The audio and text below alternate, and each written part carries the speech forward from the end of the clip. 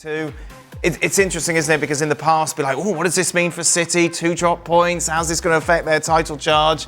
We're past all of that. A 2-2 draw against Brentford doesn't really grab our attention anymore. At no point did I sit and watch this game and think, well, City win and they could get back. It's kind of like, I don't know, it just feels like it's all petering out to some sort of mediocrity by their standards, not by other people's standards, by their standards.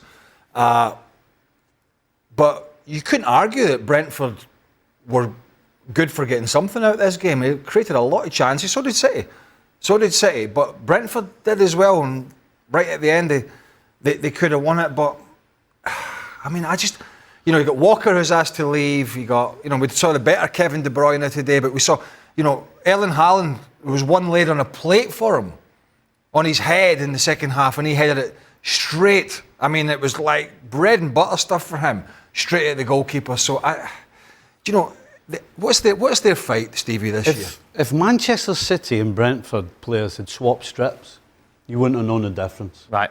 I mean, there was nothing between these two teams. We were talking about 6 months ago, Man City, supposedly the best team on the planet, and little old Brentford. But today, it could have been 5-5, and Brentford 100% didn't deserve to lose this game. City didn't deserve to lose it either, away from home.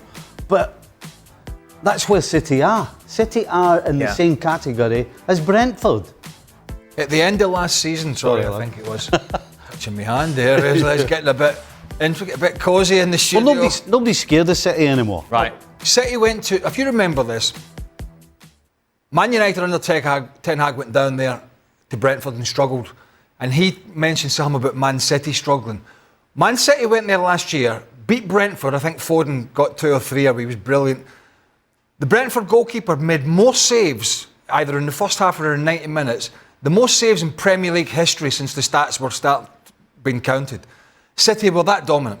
And Brentford they were that open side, and they had a go at City, but they just absolutely battered them. As soon as Brentford lost the ball, the keeper was having to make a save, and it was in the back of the net.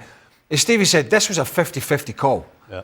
And I sit here, I wonder what the motivational talk is for the City manager. Like, what happened? Like, this is the 6th time in which they've let a lead slip since October. What does he say in the dressing room? What does that say about this Manchester City team? What are they fighting for, Stevie? What are they fighting for? They're fighting to try and get in the top 4. But how difficult is that for a team that's been fighting for a title for so long, that all of a sudden the top 4 is some sort of weird trophy? I don't think there's an answer to that, Dan. I don't think the players can't be as motivated to finish in the Champions League than they can be to win a title. I don't think it's motivated. Mentally, they're short. They're mentally short. You cannot go from being that good to being that bad without it being a mental problem. Right. Your ability doesn't disappear. Your fitness doesn't disappear. Yes, they've had some injuries. It's the mental side of the game is as big as the ability side of the game. And when mentally you're not at it, then it's a huge chasm between being at your best and showing what they're doing. And when you have so many of them who look like they're in the same place mentally, that's why they end up struggling. They're not fighting for the big they're not out the Champions League yet. Right. But it's touch and go whether We've got the odds, actually. Let's take a look. I have no idea what these odds will look like with regards to who's going to finish in the top 4. Obviously, we've mentioned Liverpool is fine, Arsenal are going to be fine, but who is going to join them? You take a look at it at the moment. Chelsea are odds on, City odds on. They're the 2 at the moment, Chelsea and City, according to the bookies, to join Liverpool and Arsenal. But it's really difficult. See, I think Newcastle, to me, are a team that all of a sudden are jumping out and saying, we could make the top 4. Yeah, they got a nice run of games coming as well. No, they've played well. If they keep Isak fit, then yes. If he gets injured again, then that completely changes. But if I was to give you $100, you're not putting on City going, yep, I'm definitely making my money here. Absolutely not. No, and I think, you're right. I wonder if it's the motivation in a sense that subconsciously, not bad attitude, just the fact that they're probably going to be also-rans this year, probably going to be struggling in the Champions League. They are fighting in the FA Cup, and that could be big for them. That could be their motivation, but they're not going to win the title, and I wonder how much of an edge that takes off training. And You've been there, Stevie. When you won all those titles with Liverpool and then all of a sudden things started to drop off, you still went to training, you're still Yeah, but it wasn't... The drop-off was a gradual drop-off, to be honest. It wasn't like edge this. of a cliff. Right. I'm kind of wondering, we were watching Pep at the end of the game, particularly with Guardiola and then Ortega. Now, when you're struggling as a coach, you have to change. It looks like you're dressing somebody down, as if they're wrong, as if you're telling them what they've done wrong. And it's just, I don't care who it is. If I'm a player, I am walking away. I'm not standing in the middle of the field taking that from my coach. What is and it? So that you have to frustrates you? wonder. It's embarrassing. It's embarrassing. Getting a dressing. He's not 10 years old. Getting a dressing down. If you want to dress me down, take me into the dressing room and do it. Right. Do it in private. Don't be dressing me down in public.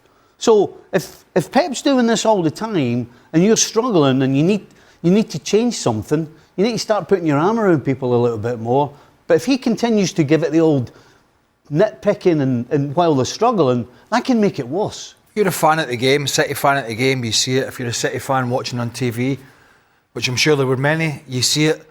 And you might be going to the Etihad next time out at home and you're thinking, well, Guardiola again's getting a dressing down. He's made a lot of mistakes this season, and it can get on. It starts to affect the confidence. Right. Fans got on your back a little bit more because they've seen the manager having a pop at you.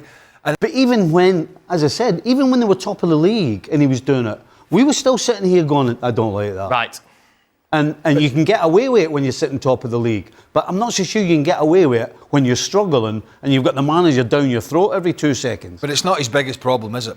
I think looking at City, I don't know what you guys think. For me, there's either going to be an influx of fresh faces to help, or it feels like we're close to an exodus. Right. Of some of these guys that I've just said. Or it could be both. Aye.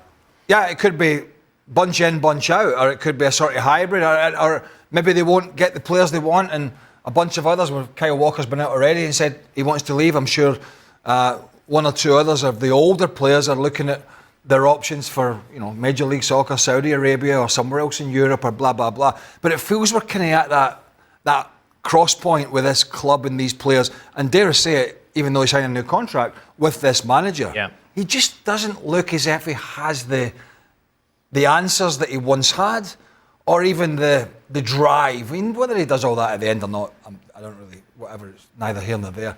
Does he still have the drive to go and kickstart this Man City machine again? Because it's going to be a big job, isn't it?